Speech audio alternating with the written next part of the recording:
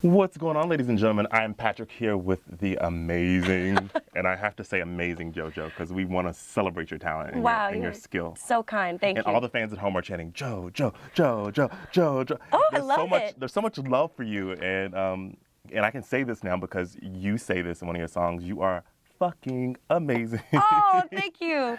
Man, I can't believe all the positive energy and stuff out there. I just feel so much love at, live shows and from the responses on YouTube and all that. So I'm feeling great. It's been like 5 years since your last studio album. And a lot of people don't know necessarily what has been happening behind the scenes. So if you don't mind just like letting us know what's been happening the last 5 years with JoJo, and why are you here today releasing the new music?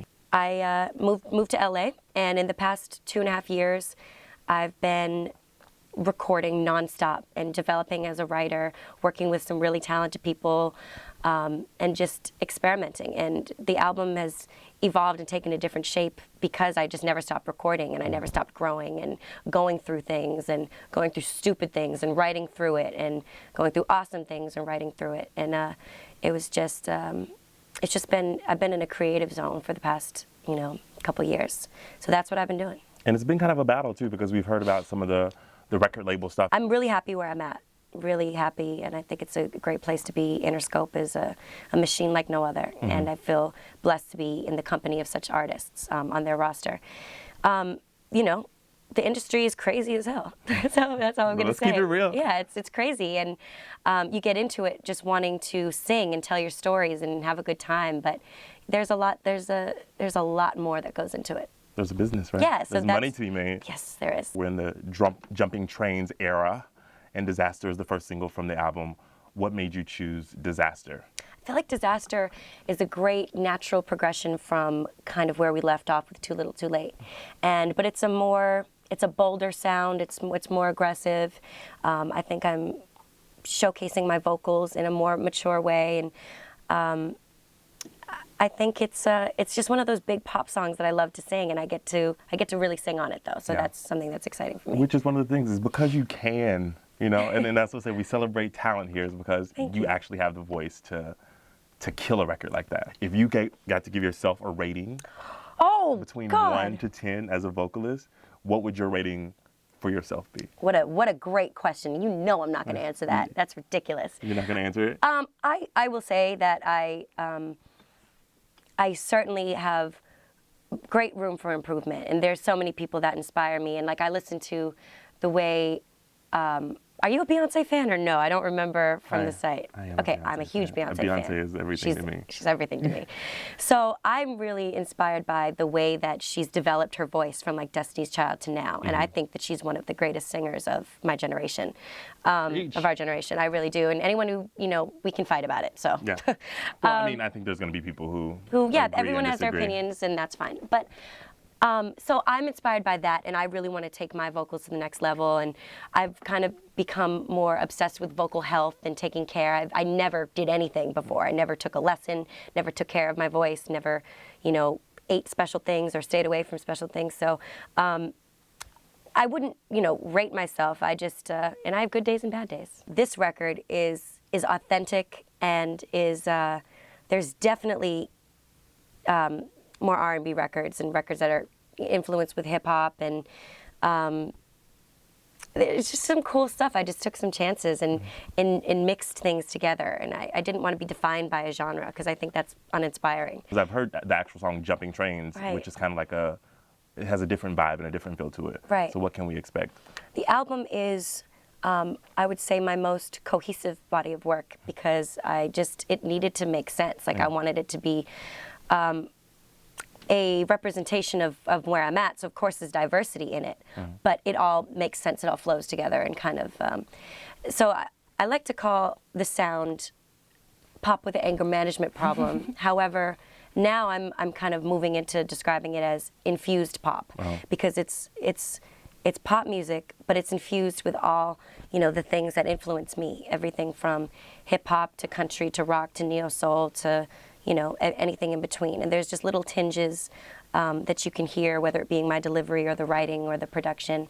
But it's definitely a bolder sound. Who's going to be featured on the album, producers-wise, as well as artists? I'm keeping the features under wraps, but we have some really exciting things. No exclusives? No hints? exclusive. Can we get a hint in like... I think it's going to be... I think people are going to be like, oh, that's dope. So, I mean, that's a hint, I guess. I think people will be like, oh, that's interesting. That's dope. Yeah. Something we're going to say. Worked with some really great producers, from some new cats like the Interns and the Messengers, to people like Danger, who did Sexy to Me, and which was one of the tracks on my album.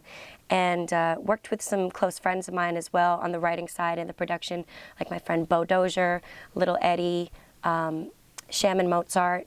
And that was one of the greatest things about this recording process, is that I just had a great time. And it was therapy sessions, it was like party, it was just like all that. It was great. Sexy to Me is one of the songs that you mentioned this on the album. Are we going to hear any songs that maybe have leaked previously? Because I know I have like a whole playlist. I just want to give something that's like so special. Yeah. And that hasn't been tainted or, been out there. So, no, we're making a conscious effort to not have the leaked songs, on the album. Paper Airplanes is one of that's a tragedy to me. Bonus track. I love that song. Yeah, maybe. Creatively, and I know you talked about some of that, like it was like a session for you. Was it any pressure for this album to be one thing or another, considering that I feel like there's a lot of anticipation on whether it'll be successful or whether it will not be successful? Right. What I've come to this peaceful place of believing in myself over any circumstance or anything. I know what I'm supposed to do. I know that I was born, bred, and conditioned to tell my stories and share and do that whole thing. So as long as I'm proud of my body of work, and as long as the fans enjoy it, and my supporters, everything else is just, an added bonus. I actually have a song that I did with Boy Wonder, who works with Drake a lot, and he's from Toronto as well. This really cool atmospheric record that I'm saying some shit on there. And I'm proud of myself, because it's so real. So that's what I'm excited to hear from you, is that I mean, I guess it comes with age. Right. The fact that you're a woman and you're saying like real woman stuff. I can't believe that I like, sometimes I'm just like, oh my God, I have to remember that it's okay, I am an adult now. But when I said, when you're in her, I know I'm in your head, I was like, I can't believe I fucking said that. What does that mean? Why did I say it? Oh my gosh. The visual of that, think of that, right? It's gnarly though, right? Yeah. But hey, shoot. That was where you were at that moment. That's how I felt. I'm not mad at you at all. And another thing that's really cool, and I think that like I give you like the masterclass thing, because you cover a lot of records, and I don't know how some people will feel about it, because like, just say if my record's out and then JoJo comes by and like fucking smashes it to the floor and like kills it, like, See, that's like. And I know you probably don't approach it with that. I don't. Well, I'm a shark. No, I'm just kidding. No, I don't at all. It's literally out of respect and love for music and for those artists. And I was like nervous about, because with all the response that the Marvin's Room remake was getting, I was nervous. I wonder if Drake was like, this little chick, why'd you do that? And he loved it. Yeah, he was really But see, I feel like with Drake, it's different. It is different. It's not a female artist. Beyonce, or you covering Rihanna. Right. I think that kind of as you've mentioned, though, I mean, there is a lot of love, even from within the artist community. And I think it's just because maybe I do come across as this little girl from Massachusetts, and they're just like, oh, that's JoJo. Oh, so sweet. She means well, even if I really am a shark. Even though she just really did that right there. So yeah, because I mean, and I'll say it. You don't have to. But when I heard you sing, "What's My Name," like I was like, okay. And see, it's all fun. Like it's cool because I mean on my own records, you only have so many slots for songs, but I just love music. So, if I get to do a sassy record like What's My Name, that's so fun. And you did things that the person who made the song or who originally recorded the song could not do. And I mean, and that's enjoyable. Like you have one of those voices similar to Beyonce. Thank you. I say, I wish Beyonce could re-sing like every song on the radio. Me too. I'm like, I love that song, but I just wish Beyonce could sing it. I know. And listening to you sing, even Beyonce's great. I heard you do the Crazy in Love. I was like, wow, like I enjoyed that in a way that was different from the original. Right. Thank you. Thank you for breathing fresh air into It's fun. It's music. And this brings me to a fun question that I have. So we're gonna play a game. Oh, okay. we're in a studio, and it has 4 rooms. You're in one of the rooms, and Kelly Rowland is in a room, Rihanna is in a room, and Sierra is in a room. Okay. And you have a few options. You can collaborate with one of those people. Oh, this is good. You can write for one of those people. Okay. And then for one of the people, you can just say hello and goodbye. Oh, and, gosh. And it doesn't have to be shady. Okay, it doesn't have to be shady. It can just be like, hi, like, good to see you. I'm going to give you a high five, but, you know, I'm just going to pass today. Okay, so it was Kelly Rowland, Sierra, and Rihanna? Uh-huh. I would write for Rihanna. I would collaborate with Rihanna, actually, because I think I love her sassy attitude. I feel like we would get along quite well. Mm-hmm. I would write for Sierra.